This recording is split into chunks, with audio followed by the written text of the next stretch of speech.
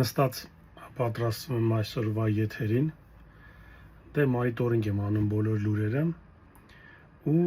մեկ էլ տեսնում եմ Նիկոլ Փաշինյանը ինչ-որ հոգեվարքերի մեջ հանգած,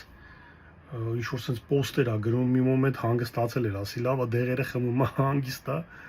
բայց մեկ էլ տենամ չի ինչ-որ սենց էլի կաթողիկոսին ա կպնում, բարերարների մասին ա ինչ-որ բաներ խոսում, չեմ հասկանում, ինչ ա սենց ոգևորվել բաման, շարունակում եմ էլի ուրիշ լուրեր եմ նայում, մեկ էլ տեսնեմ տարբեր տեղերում լուրերն ա, տեղերս որ բաներն են էլի լուրերը թերթե հայ մի խոսքով այսօրը բոլորը տարածում են Սամվել Կարապետյանի հարցազրույցը, 1 րոպեանոց հարցազրույցը, որ ինքը ոնց ես հասկացա, հիմա կմիացնեմ կլսեք, որ ինքը ասում է ես եկեղեցու կողքին եմ, ես կաթողիկոսի կողքին եմ, որ չի կարելի տես բաներ ասել, ու դրանից Նիկոլ Փաշինյանը հոգեվարքերի մեջ հանգած։ Կարապետյան բոլորս ենք տեսնում, թե ինչպես են Հայաստանի իշխանությունները թիրախավորել հայոց եկեղեցին, նրա քաղաքալին, հայոց հայրապետին, տարբեր հոգեվորականների անհիմն մեղադրանքներ հնչեցնում եւ պետական պաշտոններին ոչ վայել խոսքի բաց օգտագործում։ Իբրև հայ եկեղեցու անդամ, հայ բարերար, ինչ կարծիք, ինչ գնահատականում եք այս ամենի հետ կապված։ Ինչ կարծիք ես պետք է ունենամ, եթե մի փոքրիկ խմբակ մոռանալով հայոց պատմությունը, հայ եկեղեցու հազարավոր տարիների պատմությունը հարձակվել է հայ եկեղեցու վրա, հայ ժողովրդի վրա, քանի որ ես միշտ եղել եմ հայոց եկեղեցու կողքին ու հայ ժողովրդի կողքին, ունենալու եմ անմիջական մասնակցություն, եթե չհաջողվի քաղաքական գործիչներին,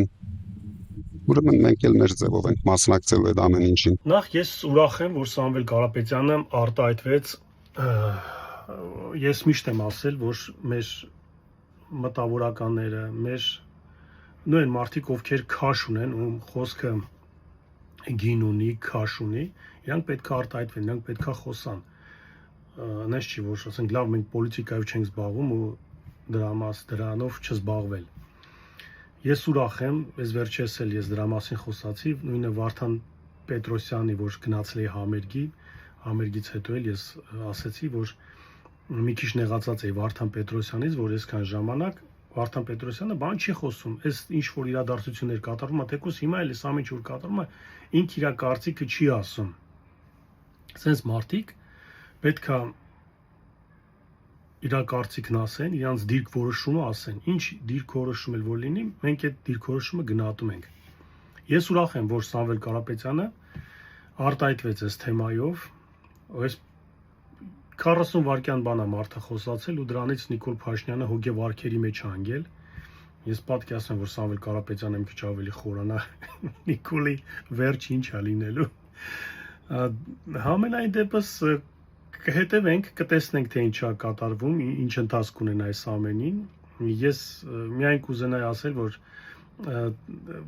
կա Նիկոլա Զավրներ, որ իհարկե կոմենտները ահա որ կգրեն այս դեպքում Փաշինյանն էլ ագին մարդիկ խառնի, որպեսզի խառնվեն, օգնեք, հասեք,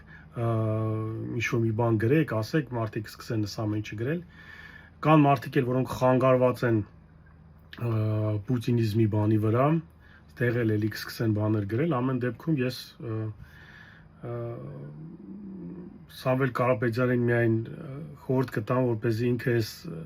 Նիկոլա Զավրների կոմենտները չլսի ու ժողովրդի կողքին լինի, կաթողիկոսի կողքին լինի, ինչ գործը, որ ինքը սկսել է, միջև վերջը շարունակի։